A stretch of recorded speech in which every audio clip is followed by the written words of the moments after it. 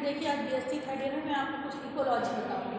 Ecology क्या कहलाता है? पारिस्थितिक तंत्र। पारिस्थितिक तंत्र का तात्पर्य क्या कहलाता है? जो हमारे चारों ओर का वातावरण होता है, जिसमें जीव और निर्जीव, पेड़ पौधे, पक्षी सभी उस वातावरण में निवास करते हैं, उसको क्या कहते हैं अपन? इकोलॉजी या पारिस्थितिक तंत्र। परिधन तंत्र से मिलकर बना हुआ पारिस्थितिक तंत्र। ग्रीक भाषा में एक शब्द ये भी है कि आवास स्थान, जहाँ पे कोई जीव रहते हैं उसी को कहते हैं अपन पारिस्थितिक तंत्र।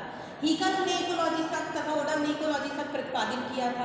उसके बाद 1935 में एजी टेंसले ने इकोलॉजी को इकोसिस्टम प्रतिपादित किया। मैंने टेंसले ने क्या किया? पारिस्थितिक तंत्र का प्रतिपादन किया। तथा हीकल ने परिस्थिति या ओडम ने भी परिस्थिति या इकोलॉजी शब्द का प्रतिपादन किया। तथा 1935 में एजी टेंसले ने क्या कहा? इकोसिस्टम का प्रतिपादन किया।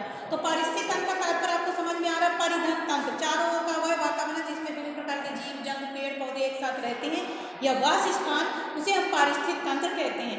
ये क्या होता है कि अपने जीवन यापन के लिए ये पारिस्थितिक तंत्र में निर्भर रहते हैं। बड़े छोटे हर प्रकार के पेड़ पौधे, उत्पादक उपभोक्ता, हरे पौधे, ठीक है, मांसाहारी शाकाहारी, ये सभी जीव किसके अंतर्गत आते हैं? पारिस्थितिक तंत्र के अंतर्गत आते हैं।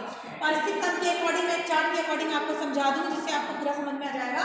देखिए, पारिस्थितिक तंत्र में अबायोटिक और बायोटिक, अजैविक और जैविक दो प्रकार के घटक पाए जाते हैं, कंपोनेंट। तो एबायोटिक जो होता है,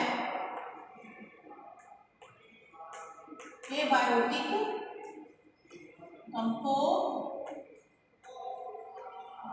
ओके, एबायोटिक घटक, इसको हिंदी में क्या कहेंगे? अजैविक घटक, और उसको कहेंगे जैविक घटक। अब देखिए, एबायोटिक कंपोनेंट में दो प्रकार के होते हैं। पहला भौतिक कारक, हिंदी में लिखेंगे इसको भौतिक कारक, इंग्लिश में कहेंगे फिजिकल फैक्टर, और इसको क्या कहेंगे? रासायनिक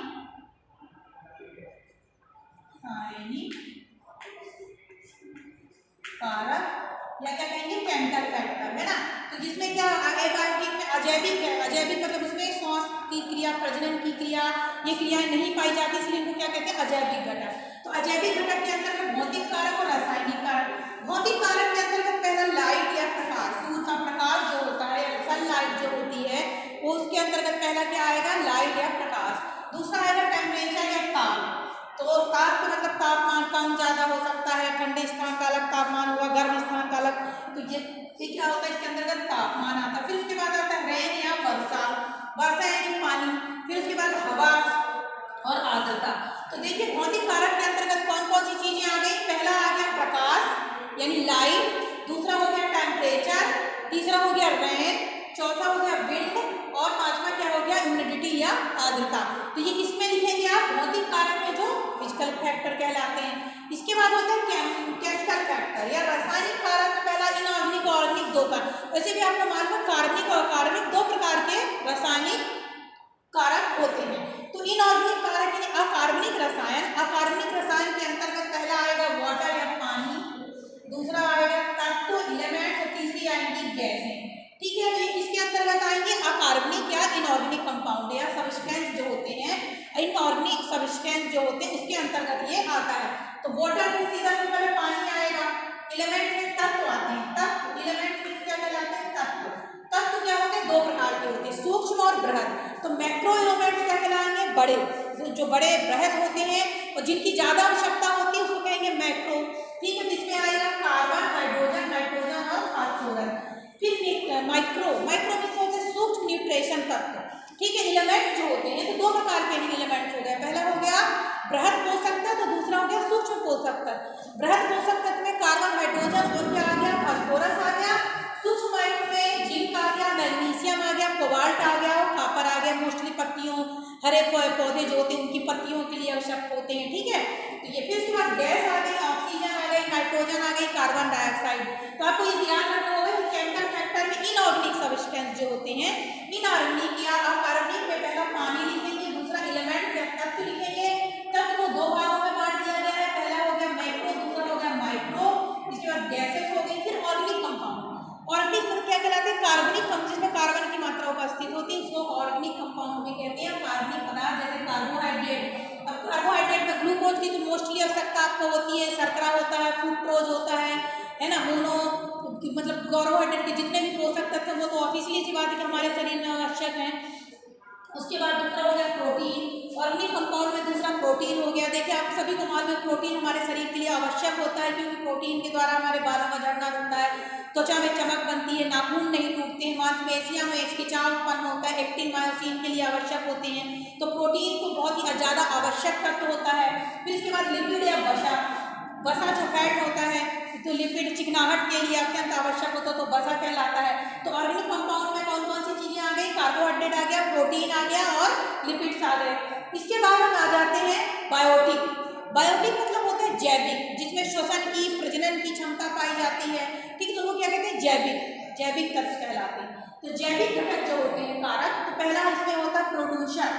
प्रोड्यूसर मीन्स क्या कहलाते हैं, उत्पादक, प्रोड्यूस करना, कोई चीज़ बनाना। जैसे कोई कंपनी है, कंपनी कोई चीज़ बना रही है, तो वो क्या होगा, उनका उत्पाद हो गया, और अपन उपयोग करने वाले क्या हो गए, उसके उपभोक्ता।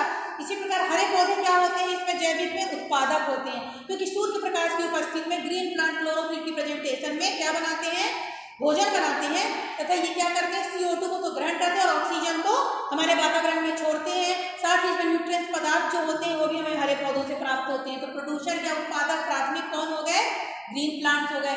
उसके बाद होगा कंज्यूमर या उपभोक्ता, जैसे कंज्यूम करना, उपयोग करने वाले। जैसे मान लीजिए कोलगेट का पेस्ट किसी कंपनी ने बनाया, अब उस कंपनी को जो पेस्ट कौन करने वाला कौन हो गया, उसका उपभोक्ता हो गया, कंज्यूमर हो गया। तो कंज्यूमर भी अलग अलग प्रकार के हो सकते हैं, मैंने एग्जांपल बताया। जैसे पहले हो गया प्राइमरी कंज्यूमर।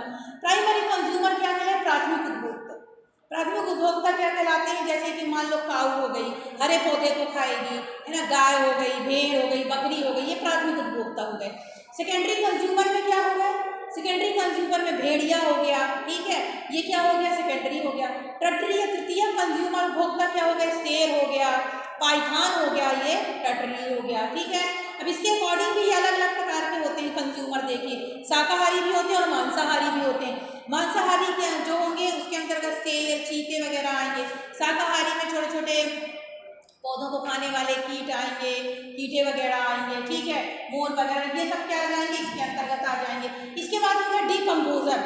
डीकम्पोजर क्या कहलाते हैं, अपघटक आते हैं। पारिस्थितिक तंत्र के बैलेंस को बनाए रखने के लिए डीकम्पोजर, जैसे इसमें हो गया जीवाणु हो गया, विषाणु हो गया, फंगई हो गया, ये सब क्या है, डीकम्पोज करते हैं, किसी चीज़ का अपघटन करते हैं, सड़ाने गलाने में अत्यंत आवश्यक होते हैं। क्योंकि कोई चीज़ सड़ गल जाती है, नष्ट हो जाती है, तो उसको क्या डीकम्पोज करना और परिस्थितिक तंत्र को बैलेंस बनाए रखने के लिए अपघटक का भी अत्यंत उपयोग होता है। तो ये तो क्या हो गया, इकोसिस्टम। तो पारिस्थितिक तंत्र यदि आपको पेपर में आता है तो इसके चार्ट के अकॉर्डिंग आप पूरा इसको डिफाइन कर सकते हैं, क्योंकि एबायोटिक और बायोटिक मैंने बता दी, उसके बाद मैंने इसके फैक्टर बता दिए, केमिकल और फिजिकल फैक्टर। तो इनको एक एक अब दो दो चार चार लाइन इनका पूरा अच्छे से डिफाइन करें, ठीक है। इसके बाद हो गया जैविक कंपाउंड, बायोटिक हो गया।